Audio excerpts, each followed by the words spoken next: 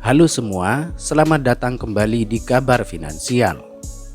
Kamu yang menggunakan internet sejak awal tahun 2000-an pasti sangat akrab dengan Yahoo, sebuah platform internet yang paling banyak digunakan di Indonesia dan dunia pada umumnya. Tahun 2000-an adalah masa kejayaan Yahoo.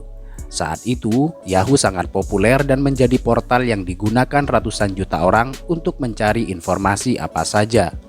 Pengguna internet bisa memanfaatkan mesin pencari Yahoo untuk mencari berita, menggunakan Yahoo Mail untuk berkirim surat elektronik, menggunakan Yahoo Messenger untuk mengirim pesan singkat, dan menggunakan Flickr untuk menyimpan foto.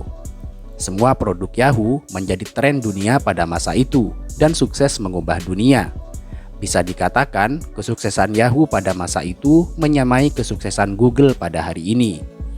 Yahoo yang didirikan pada tahun 1994 oleh Jerry Yang dan David Filo dalam waktu singkat berhasil menjadi platform yang sangat populer. Puncaknya ketika saham Yahoo mencapai angka $500 per lembarnya pada tahun 2000 setelah ia mulai melantai di bursa saham pada tahun 1998.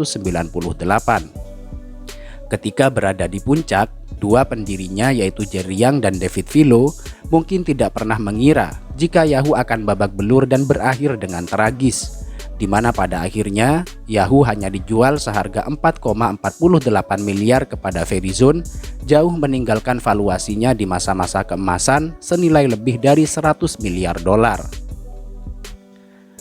Jika melihat awal perjalanan Yahoo hingga mencapai puncak kejayaannya di tahun 2000-an, seharusnya Yahoo lah yang menjadi raja dunia internet saat ini, bukan Google yang pada saat itu masih sangat kecil dan sama sekali tidak diperhitungkan. Lalu, apa yang membuat Yahoo terperosok jatuh hingga berakhir dengan tragis? Yang karena sedemikian tragisnya, nama Yahoo menjadi terlupakan dan tidak dikenal oleh generasi milenial. Pada tahun-tahun awal kesuksesan Yahoo, ia menjadi semacam keajaiban baru di dunia bisnis, yang mampu menciptakan kekayaan begitu besar dalam waktu yang sangat cepat. Produk utama Yahoo adalah iklan banner, di mana ia menjadi pemain sentral pada industri baru tersebut. Kesuksesan Yahoo membuat semua orang menggilai bisnis internet dan bermimpi bisa menjadi Yahoo selanjutnya. Orang-orang berlomba mendirikan startup, di mana kemudian startup itu berlomba-lomba memasang iklan di Yahoo yang membuat dompet Yahoo semakin tebal. Namun celakanya, kesuksesan besar secara cepat ini membuat Yahoo lupa diri. Dengan pencapaiannya ini, Yahoo malah menjadi mabuk dan teler hingga lupa untuk mengembangkan diri dan berinovasi. Mereka tidak menghiraukan kebutuhan untuk mengembangkan inti bisnis di mesin pencari. Yahoo merasa bahwa dirinya sudah terlalu besar untuk gagal.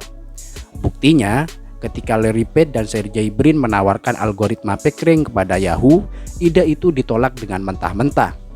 Ketika pada tahun 1998, Paul Graham menawarkan Revenue Loop, sebuah algoritma di mesin pencari yang menyeleksi hasil pencarian produk belanja, mirip dengan algoritma yang kemudian digunakan Google untuk menyeleksi iklan, ide itu pun juga tidak ditanggapi oleh Jerry Yang. Bahkan, ketika pada tahun 1999, David Filo disarankan membeli Google yang saat itu baru rilis dan masih sangat kecil, Filo tidak melihat ada sesuatu yang menarik dan penting pada Google, yang pada saat itu baru memiliki traffic sebesar 6% dari keseluruhan traffic Yahoo yang tumbuh 10% per bulannya. Karena itu, bagi Filo, gagasan untuk membeli Google adalah ide yang sangat tidak penting. Jadi, hanya satu yang dikerjakan Yahoo saat itu, yaitu mendatangkan uang dan uang yang lebih banyak lagi. Selama pelanggan masih menuliskan cek bernilai besar, tidak ada yang lebih penting daripada itu. Semua orang tahu jika Yahoo terlahir sebagai perusahaan mesin pencari yang mendeklarasikan diri sebagai perusahaan media, menghasilkan pendapatan dari iklan, dan bertindak seperti perusahaan software, di mana semua itu tampak sangat membingungkan. Di era emasnya, mayoritas karyawan Yahoo adalah programmer hebat, layaknya sebuah perusahaan software pada umumnya. Namun anehnya, mereka bukan menjual software, melainkan menjual iklan. Padahal seharusnya perusahaan software menjual software, sedangkan perusahaan media menjual iklan. Pada masa itu, konsep perusahaan teknologi adalah perusahaan software. Namun, Yahoo bersikeras menyebut dirinya sebagai perusahaan media. Memposisikan diri sebagai perusahaan media ternyata berkonsekuensi serius bagi Yahoo. Yahoo tidak lagi fokus pada pengembangan teknologi dan menganggapnya sebatas komoditas. Para programmer hanya dijadikan semacam operator yang mengeksekusi keinginan para manajer ke dalam bahasa kode.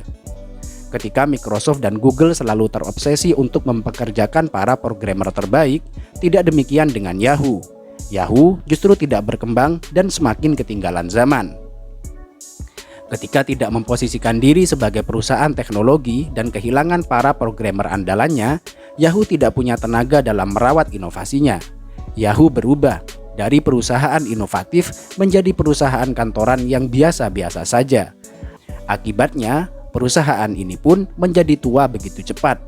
Sementara itu, pada saat yang sama, pesaing-pesaing mereka yang saat itu masih berukuran kecil sibuk merekrut para hacker dari berbagai bidang, mulai dari teknologi, bisnis, marketing, sales, desain, dan sebagainya.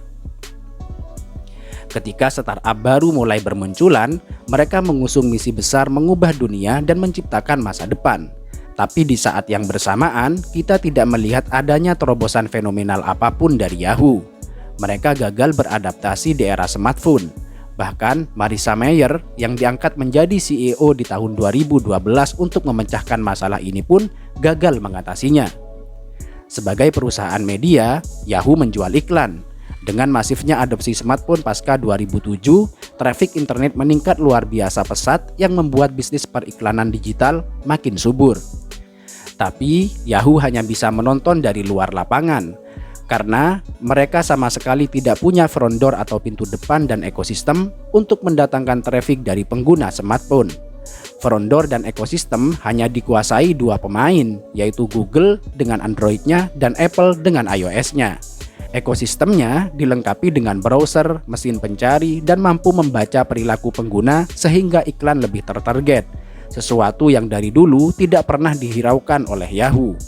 Dan ketika Yahoo mulai menyadari fakta ini, dua pemain tersebut sudah terlalu besar dan Yahoo tidak punya kemampuan untuk menandinginya. Itulah kisah Yahoo, sebuah teknologi terbesar pada masanya yang kemudian berakhir dengan tragis. Bagaimanapun, kita tetap wajib berterima kasih kepada Yahoo yang telah memperkenalkan kita kepada internet. Namun di samping itu, kita patut memetik pelajaran.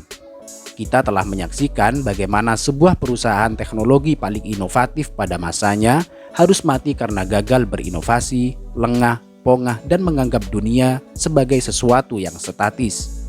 Padahal dunia terus berubah, sedangkan Yahoo tidak ingin mengikutinya. Itu saja untuk hari ini, semoga bermanfaat dan sampai berjumpa di video berikutnya.